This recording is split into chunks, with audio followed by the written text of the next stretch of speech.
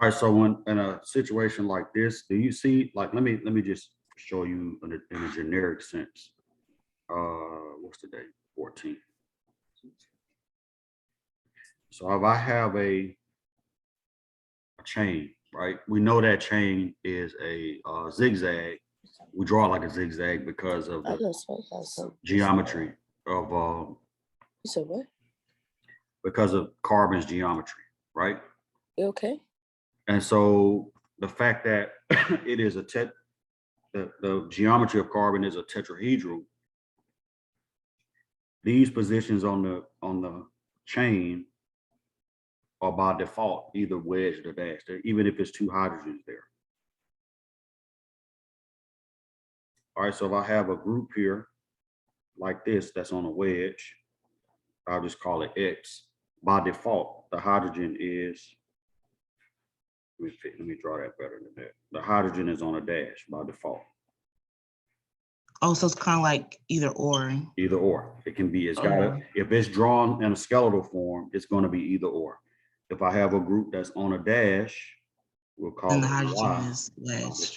The hydrogen is on a wedge.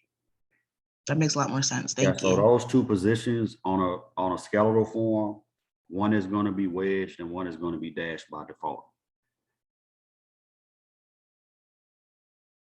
All right, so when we're looking at this,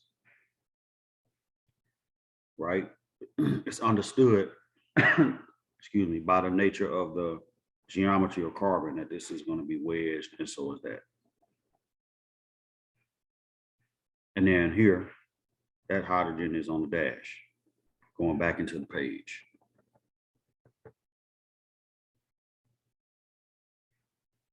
Okay, thank you. Yeah, you're welcome. So let's take that molecule. I left you a little assignment to work on, and it asks you to give the configuration of the enantiomer. What should that be? If this is one image or one stereoisomer, and the configuration is RSS, the enantiomer has to be what? I'm just going to draw it here.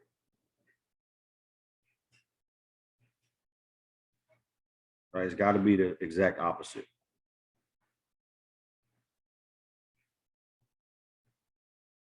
Notice every center is different, right? So this has to be S, R, R, right? That's the mirror image is always the exact opposite. All right. Questions about that?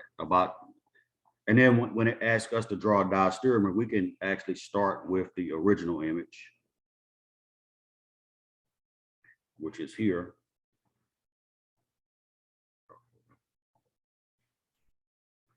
And I'm going to leave this one the same. I'm going to leave this one the same.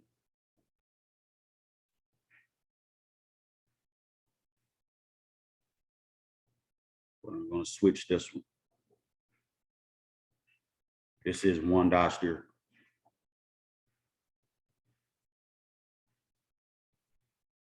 Right, I only alter one stereo center at a time. Right. Now, can I draw two other diastereomers like that? Go ahead, Quavon. Okay, you said you switched it, but it looked the same to me. No, it's not the same. Look at the chlorine. You see how up here the chlorine is on a wedge and down here is on a dash?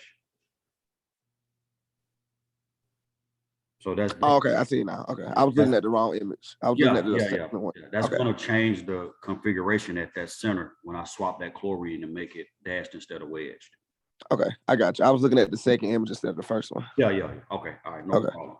So tell me this, what are the configurations of each of those centers? We know the first two because we solved them up top, right?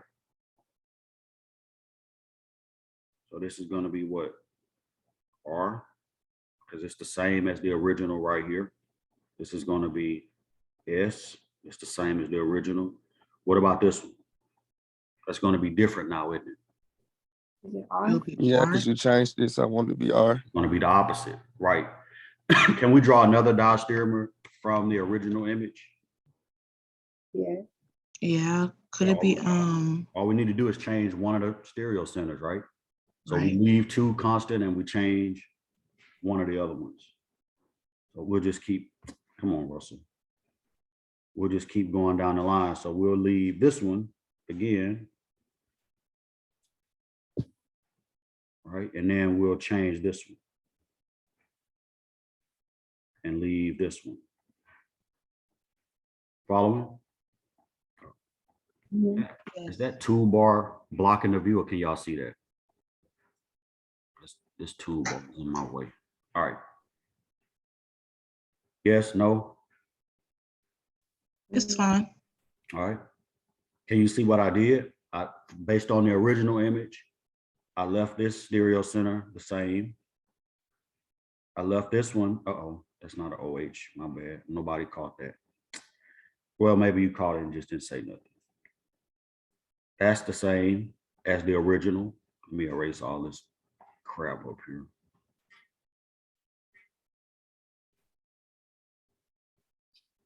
All right.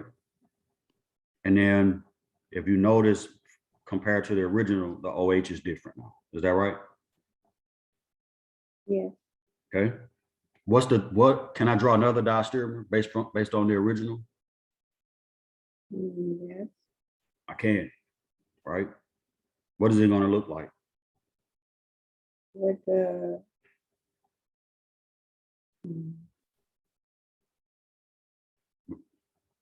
Which The- stereo center am I changing now? the first one, like the The first OH. one. I haven't, because I haven't changed where the aldehyde is, have I? Mm-mm. So let's do that one. So that's going to be wedged like that. And then this is going to stay dashed like that. And this will stay wedged according to the original now, like that. Is that right? Yeah. So how many diastereomers do I have right there? 3, 3. How many enantiomers are up top? 2, right? 1. Well, this one and this one, these are enantiomers, remember?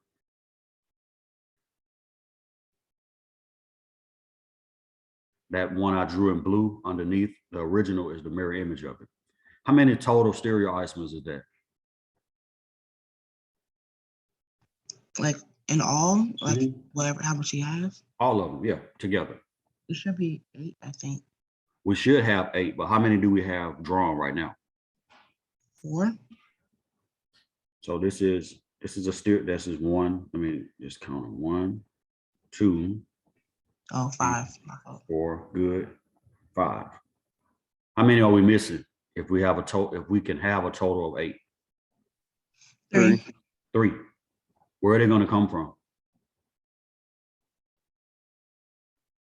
We got to make the mirror image of the 3 that we just did. Come on here, bro. Say that again for the good people in the back. Go ahead. Then we got to make the mirror image of the 3 we just did. Yes. Each diastereomer will have its own mirror image. And so that's where your other images, that's where your other isomers are going to come from.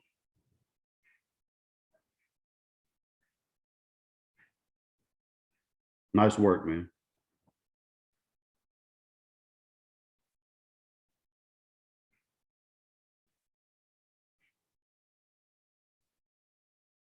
All right.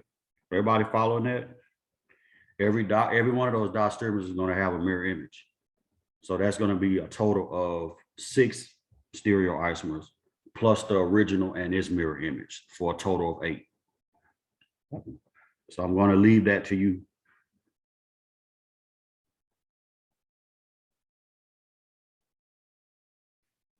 I ain't going to say the rest.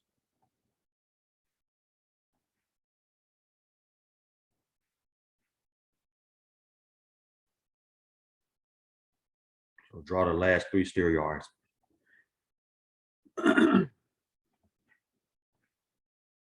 All right, any questions about that part? Most of the time, you're gonna see stereoisomers represented either in skeletal form like this, or in as a Fisher projection like we did up top. All right, let's take a look at Taxol real quick for about 5 minutes. Let's go through and see if we can determine the configuration at some of these stereo centers. And then we're gonna move on to the stereochemistry, how it affects the outcome of a reaction. All right. And then we'll be done with this section on Wednesday. Next week, we're going to start talking about alkyl halide synthesis. All right. So let's look at Taxol. Let's apply all this stuff we've been doing. First of all, if you recall, when we talked about Taxol, we said there were 11 chiral centers. Is that right? We said 11. Yes, 11. And 2,048 possible stereoisomers, but only one works to cause cancer cells to die. The other isomers would probably have adverse, even though this is a, let me say this way, this is a toxin, and so it's gonna have adverse effects anyway. That's just how that works. It'll attack both good and bad cells, but you know, over time, the good cells will regenerate and the bad cells won't come back. That's the goal of these types of treatments. But this is the only isomer that works out of 2,048 possible isomers. And this is the only one that has been fully synthesized. Let me not say that. This is the one that had been fully synthesized and applied to a particular application, like cancer treatment. So this was first synthesized by Robert Holtman at Florida State. And then Casey Nicolau at, I think he's at Harvard. They both synthesized this. Holtman beat Nicolau to the punch, and he was able to sell a license to his synthesis to a large pharmaceutical company. I think Bristol Myers. It was either Bristol Myers or Bayer, one of them. And so every time they give this to a patient or sell it to a cancer clinic, he reaps benefits. And he sold his license for $2 million. And then, of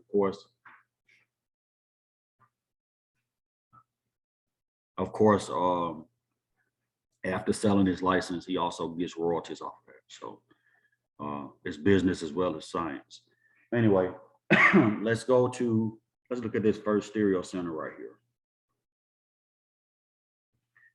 First, what do we have to do in order to, what's the first thing we have to do? We got to find 4 different substituents, is that right? So we're looking at this center right here.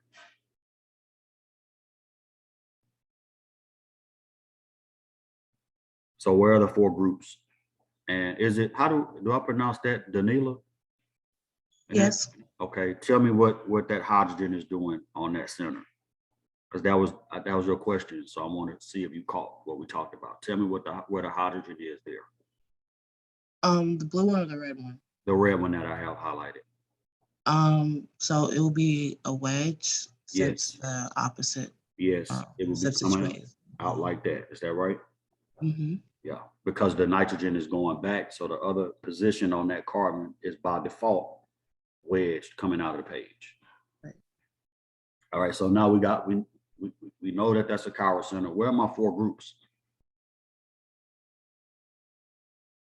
The benzene, the hydrogen, the nitrogen, and then everything off to the right. Excellent.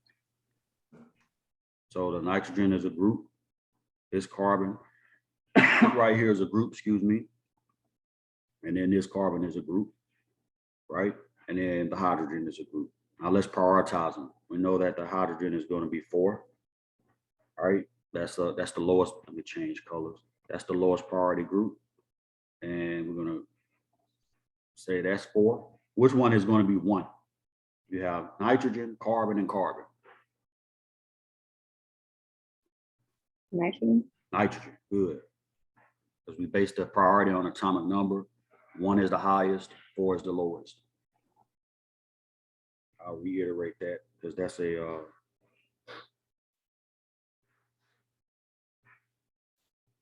so 1 is the highest, 4 is the lowest. Fix my E. All right, we're good on that. What of the 2 carbons, which one is going to be 2? The one with the OH. Yes, this one. And then by default, that becomes 3. Is that right? Are we okay with that? Dr. Russell, could you explain why the OH would be the 2?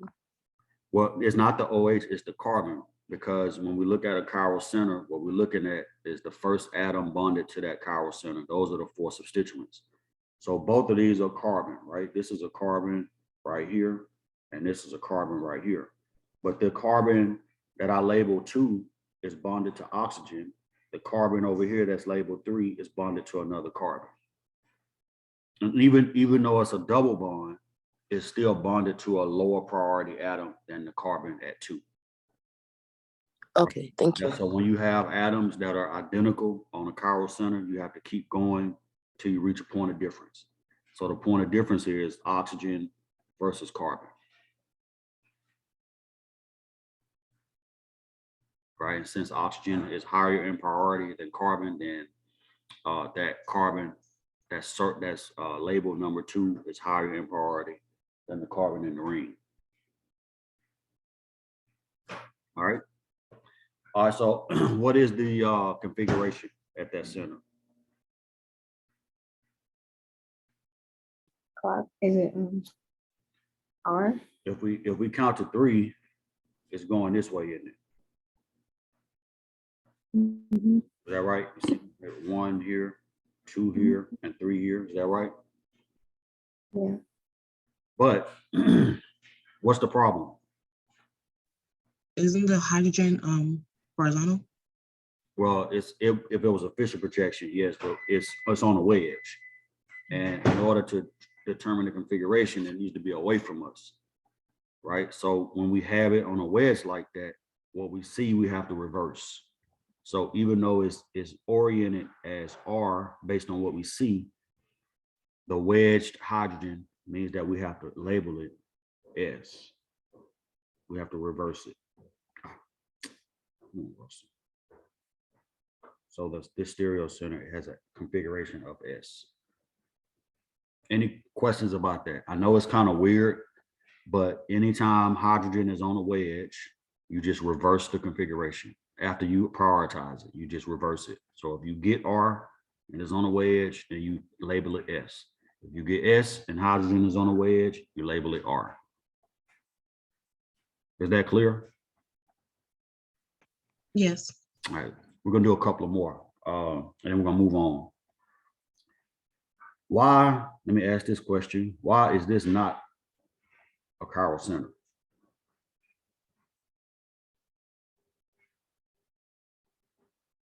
There are 4 different substituents attached. Okay, that's true. That's true. There's another reason, and it has to do with the 4 substituents, because that carbon actually has 3 things attached to it. And that means that it is an sp2 carbon. Right, and remember, in order for a carbon to be an atom to be a chiral center, it's got to be sp3 hybridized. Is it because it's not on a dash or a wedge? It's because of the hybridization state. It's sp2. Okay. All right, let's go to the next one. Let's do this oxygen, or this chiral center that's here.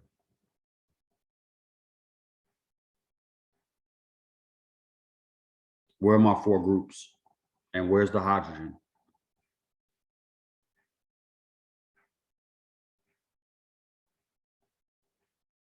Which section are we doing? Yeah. This one that I just highlighted in red. Okay. It might look pink on your screen, but this one right here.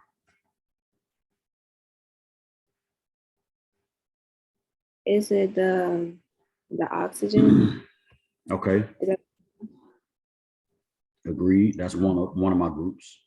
There's 2 carbons on either side, Yep, and then hydrogen yep. On what? on a Wedge, wedge. right? So that right there is an automatic clue to say, okay, whatever I get, I'm gonna have to reverse it because hydrogen is not away from me. All right. So let's prioritize it. We know oxygen is going to be 1. We know the hydrogen is going to be 4.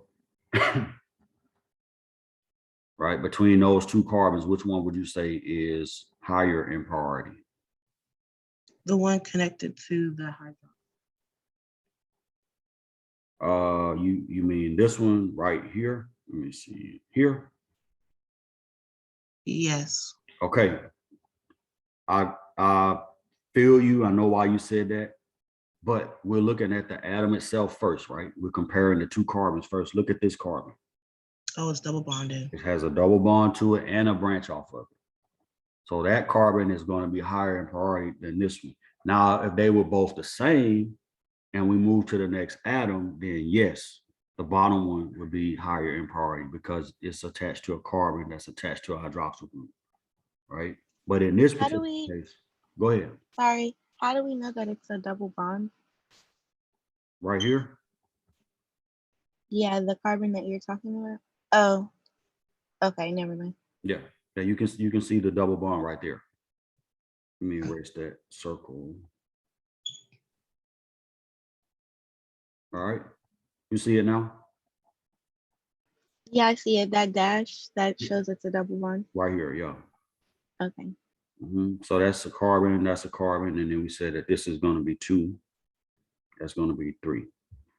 So here's the 1, 2, 3. Is that clockwise or counterclockwise? Look, counter. Is that right? Yeah.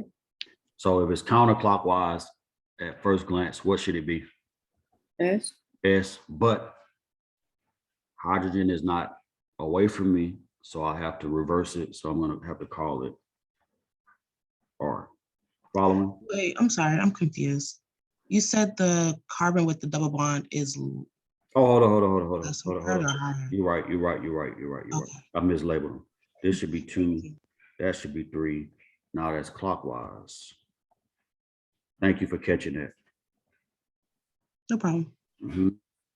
But so if I look at it at face value is R, but because H is on a wedge, we're going to call it S. Yes, no? Mhm. All right. And then we take let's take another, let's take a more, that's a good one right there. We're going to do this one and then we'll stop. And then I think you'll have enough of a base to work through some of the other ones. All right. So let's start. Let's go to this one right here.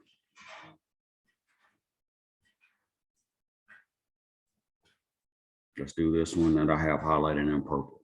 That's a quaternary center. But we can still do it. No problem. Where are my 4 groups? You can see that this is a group. Is that right? The OH, well, the oxygen. And then the other oxygen is here. on the wedge, the carbon Mhm. on the left And and here. on top. Is that right? Yes. I knew what you meant, but I didn't circle it in the order that you said it. But all right.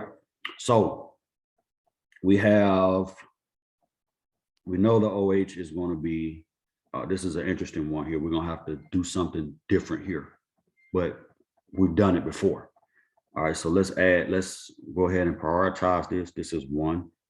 Everybody agree with that? Yeah. All right. And this is between these 2 carbons, this one and this one, which one do you think is 2? The one bonded to oxygen or the one with the branch? Bonded to oxygen. So we'll call that 2. And then we'll say that this is 3. And this is 4.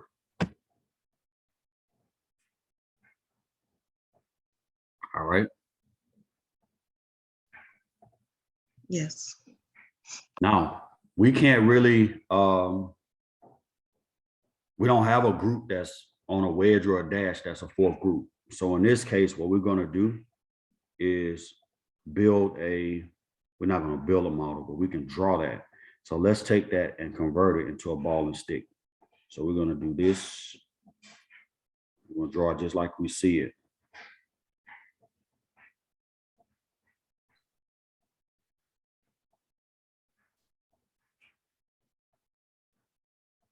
Yep.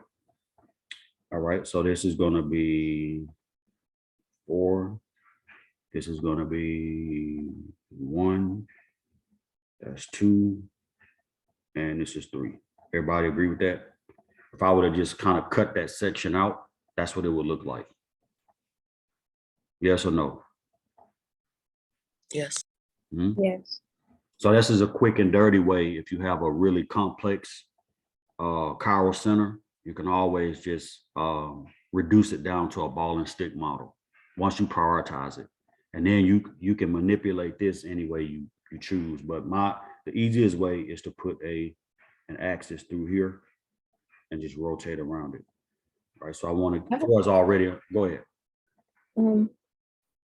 For the 4th priority group on the ball and stick, Yes, did you put it, is it on a wedge or is it not on a wedge? it's on a dash actually, because Oh, that. yeah, because if you look up here, you can kind of see that pattern, right? Because a tetrahedron is going to be like this. It's going to have a vertical and horizontal group, and then it's going to have a wedge group and a dash group. That's the nature of that geometry. And you can see that outline right here. Okay.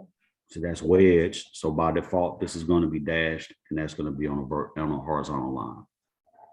Okay. All right. So when I do that, 4 is already on a dash. So I really can just look at this and draw it as a steering wheel. 2, 1, like so, and then just count. Is that right? And that is counterclockwise. So that's S.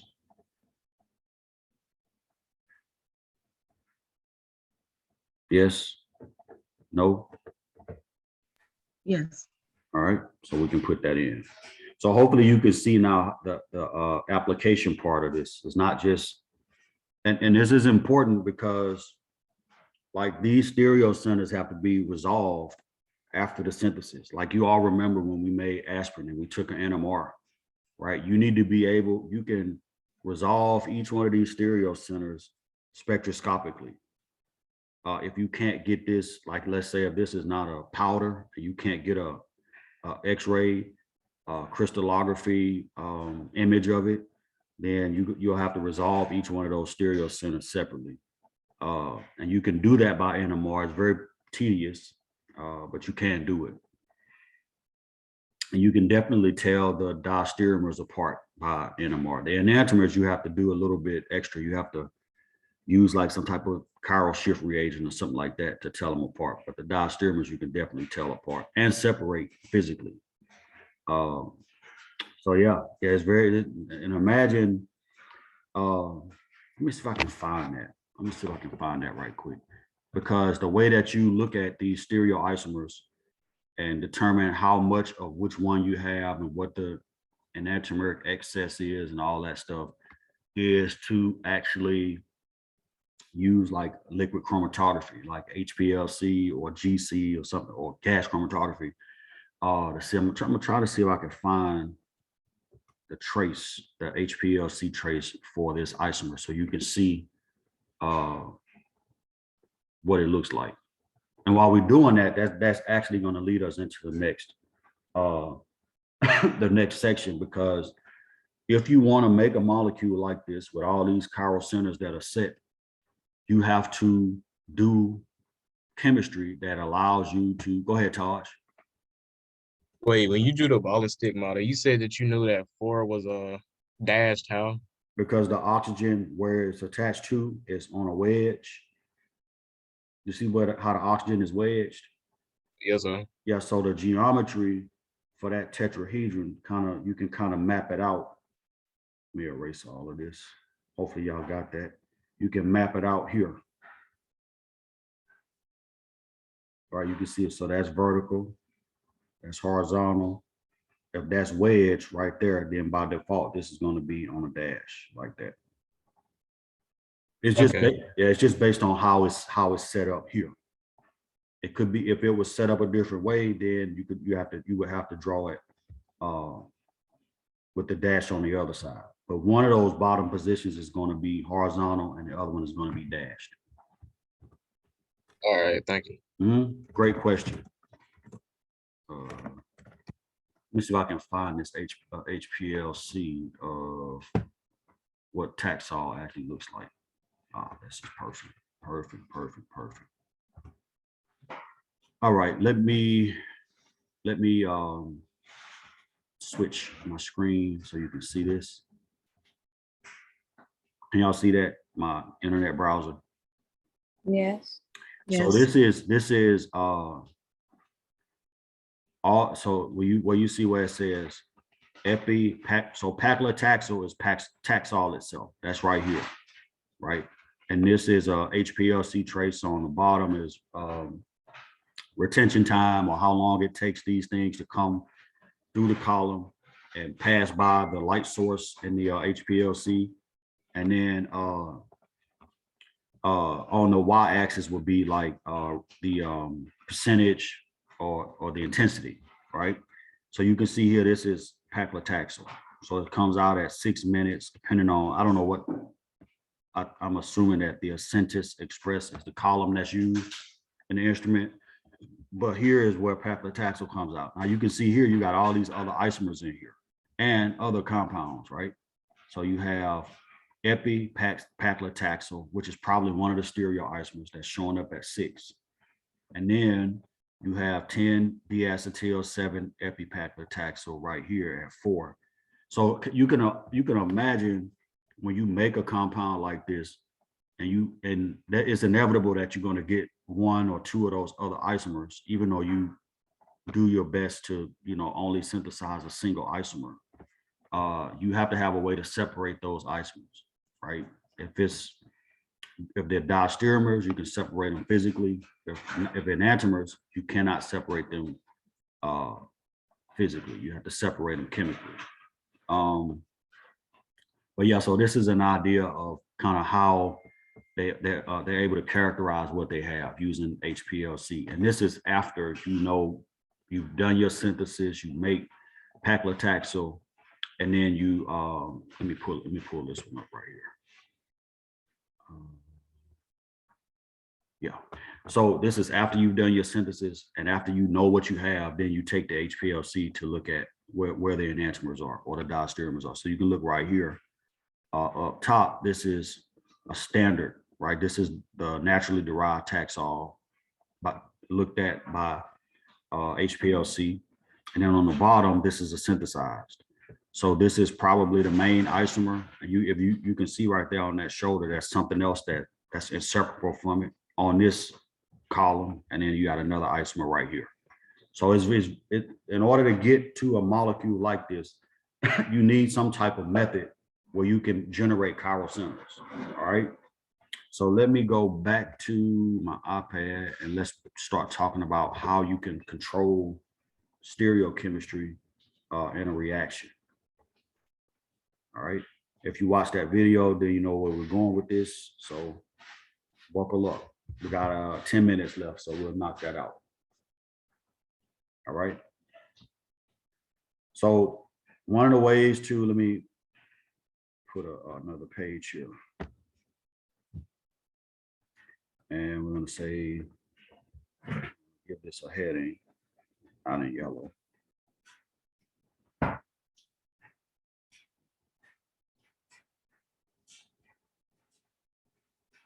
So chirality in synthesis. All right. There are 2 ways to do this. right? One way to synthesize chiral molecules is to use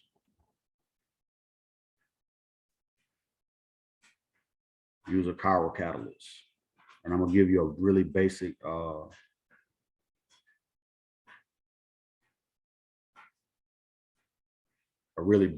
catalyst, something that I use as a grad student.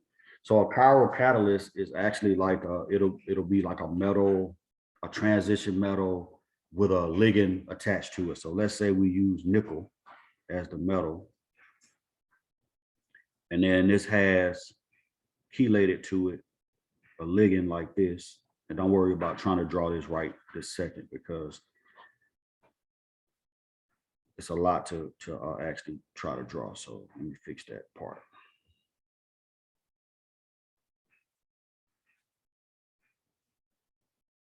So then this ligand will have like two methyl groups here, and this is a dative bond. It's not actually a covalent bond. So that, and then over here, you have some group that's going to create an environment around that metal that causes the reaction that you catalyze it with to be. So this is to be chiral, the outcome to be chiral. So this is one way to control the stereochemical outcome of a reaction. Use a chiral catalyst, and then you put your reagents on here. We'll just say X, and so X is bound to the metal, and then Y is coming in to attack it. But Y has to attack, it can only attack from a certain direction because of the pocket that's around X, right? So the chiral catalyst makes a pocket around X, and it causes a bias when Y tries to attack X. So I'll write all that down. So the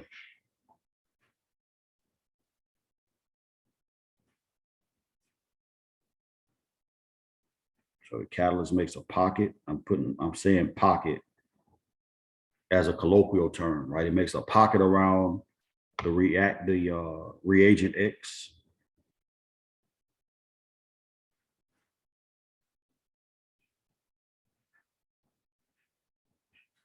And then that makes Y have to choose the lowest energy pathway to attack X. And I'm saying choose, not like it's a sentient choice, but that's just how chemistry works. The lowest energy pathway is always going to predominate.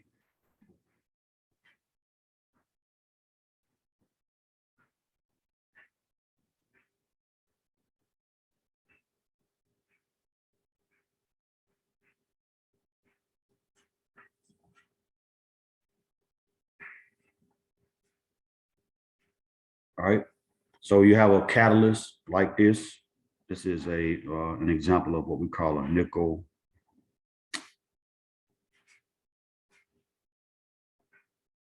box catalyst, right? The box is bisoxazoline, right? But you use a chiral catalyst, and now Y can only attack from a certain pathway, and so the outcome of the reaction is going to be biased. So you're going to generate one stereoisomer over the other, right?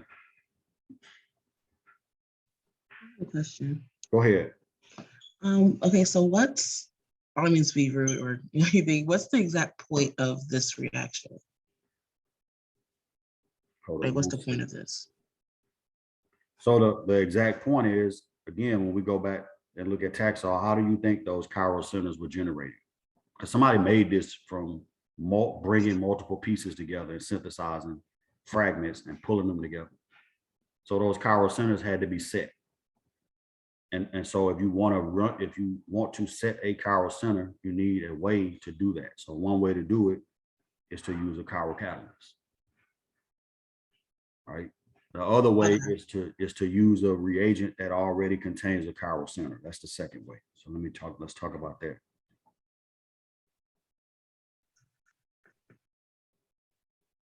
So you're either going to use a chiral catalyst or use a chiral reagent. right? So let's say you want to do, and this is based on a rule, very simple rule. If you take something achiral and something else that's achiral or has no chirality, come on, Russell, you got to spell it right. Right, that's going to yield an equal mixture of stereoisomers. We call it a racemic mixture. Right. So if you take two achiral things and react them together, you get a racemic mixture. If you take something that's chiral plus something that's achiral, what you get is an unequal mixture of stereoisomers. And this is the goal.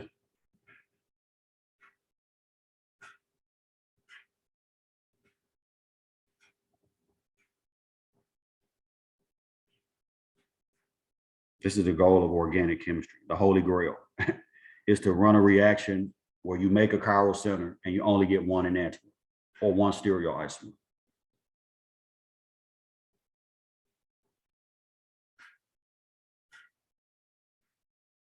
Right? So if you take something that's chiral plus something that's achiral, you're going to get a bias or unequal distribution of your stereoisomers, because there's going to be some type of bias in the transition state leading to the product that favors one over the other. And normally there's an energetic difference between how one isomer is formed over the other, which is what the video discussed, right?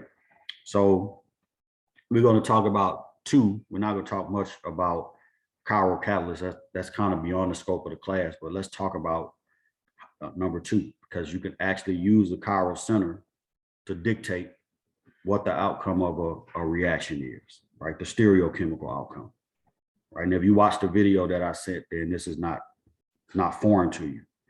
All right, so let's go to this example right here. All right. So in this example, it says hydroboration oxidation, which is a reaction you should remember from part one of this isomer right here. And if you notice, there is a chiral center right next to the double bond where the reaction is going to be taking place. All right.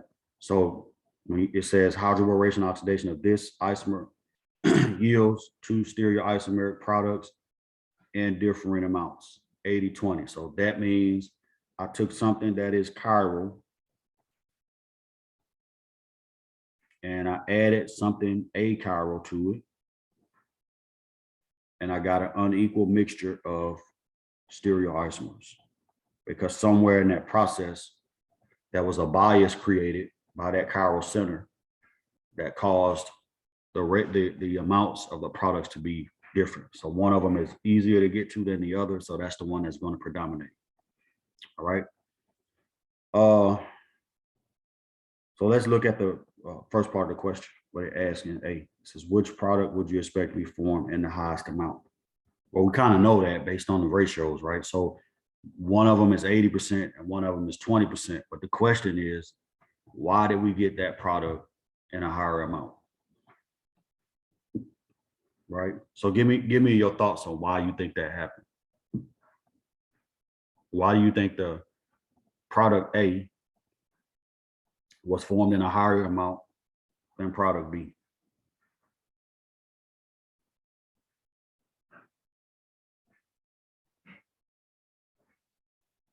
I'm sorry, I don't think I understand what you're asking. So when you have a chiral center already present in the molecule, it's going to dictate the outcome, the stereochemistry of your products. Everything that happens in that reaction is going to happen in relation to that chiral center that's already present. So for this reaction, what I'm doing is I am oxidizing this carbon right here. This is a reaction we studied in part one, right? I'm going to put a oxygen at this carbon. Anti-carbon-to-carbon addition of H and OH. That's what hydroboration does. If this group is already here, right? How do you think that the oxygen that comes in, does it want to come from the same side where that group is, or does it want to come in opposite to it? What would you do? Right? Opposite? Would it be opposite? Yeah, because why? Because of what's the term? If you watch the video that I sent out, what's the term that is used when there's an interaction between two groups? There's some type of physical interaction between them. Anybody?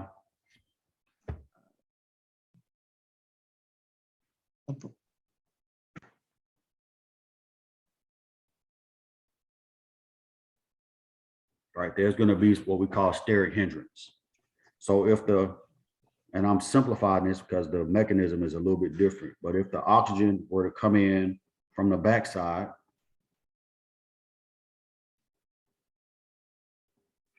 it's going to encounter this group. And that's bad, right? Because that group is going to, is blocking the backside. So this is going to be the higher energy pathway.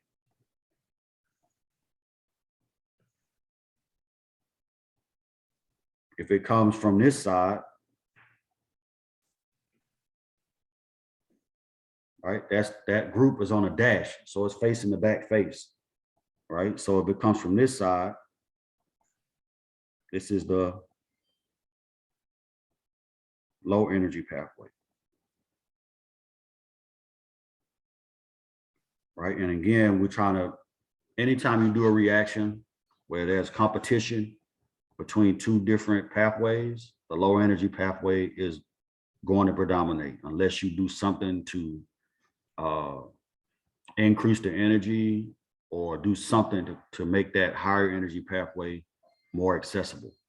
Otherwise, the low energy pathway is always going to predominate, right? So the low energy pathway predominates because you avoid that steric hindrance.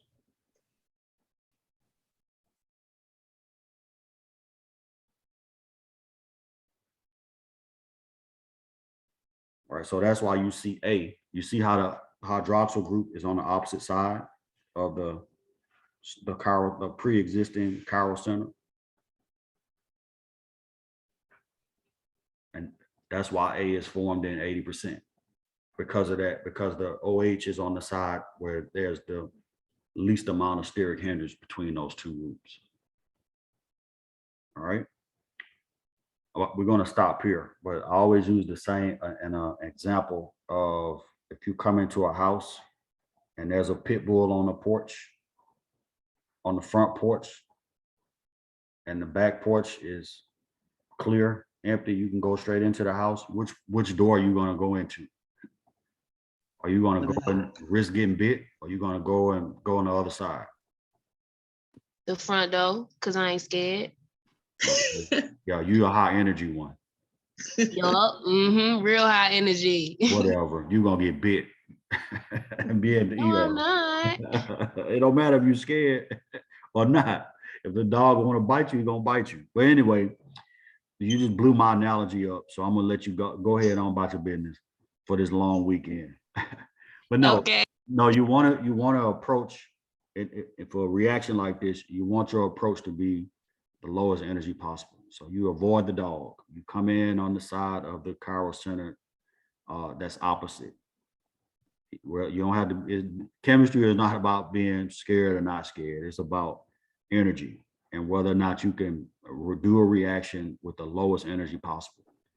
So with that being said, we're going to pick this up on Wednesday because we're out on Monday, and y'all enjoy your long weekend. Make sure your name is in the chat for your attendance, and yeah, we'll see you on Monday. Make sure if you didn't watch that video I sent yesterday, watch it, and then that'll make this stick a little better the next time we'll talk about it.